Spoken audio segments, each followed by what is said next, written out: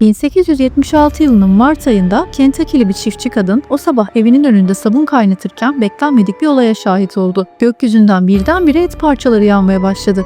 Parçalar kar taneleri gibi irili ufaklı düşerek toprağı, otları ve çitleri kapladı. Kısa süre içinde bilim insanları bölgeye geldi. Topladıkları örneklerde akciğer, kas ve kıkırdak dokusu buldular. Ama hiçbiri bu tuhaf yağmurun nedenini açıklayamadı. Kimi Tanrı'nın bir mesajı olduğunu söyledi, kimi yaklaşan bir felaketin habercisi olduğuna inandı. Yıllar sonra gerçek anlaşıldı. Bir grup akbaba aşırı yemekten sonra uçarken aynı anda kusmuştu. Böylece tarihe geçen o gizemli olayın sırrı da sonunda çözülmüş oldu.